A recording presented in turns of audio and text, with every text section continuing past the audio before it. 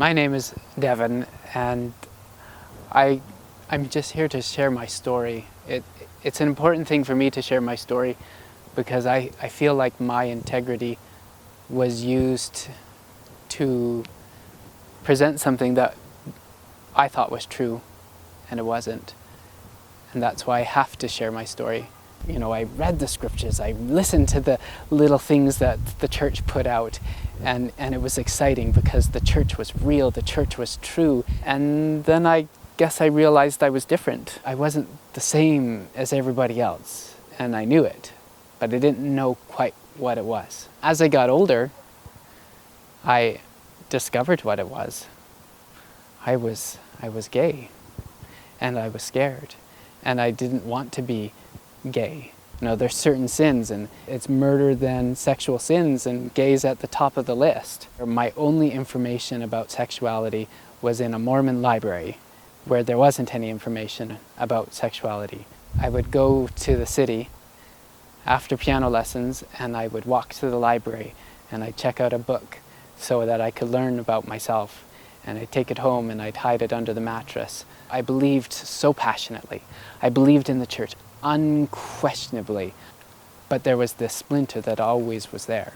So I talked to my parents and I told them I was gay, and I told the bishop and I told the stake president, and their solution was to go to a counselor. And so I went to a counselor and I talked to the counselor, and the counselor said, "Oh no, you're not gay. You just have a sexual problem." And that kind of stuck. And then I asked him, I said, "If I ever get married, do I tell my wife to be?" And he said no. And when I did get married, I never did. Even though it hurt me inside because I believed relationships are based on honesty, and I was not being honest. People are different. And if we took that opportunity to love those differences, then our world would continue to get better, because it's when we love those differences. If you've looked at anything in history as we've improved, it's by loving the differences. Some people think that people are good because of the church. I think the church is good because of the people. I think the people choose to believe certain things, and that's why the church has changed. It's not the same as it was in 1830. It's not the same as it was in 1890. It's not the same as it was in 1920. The church is significantly different. And why is it different? Is because good people wanted things to change, and they believed and followed good principles. And the church will continue to change, and there'll be a day when homosexuality is accepted in the church because it's the right thing. I used to be really, really angry at the church. And the moment that I was able to live an authentic life, all of that anger went away.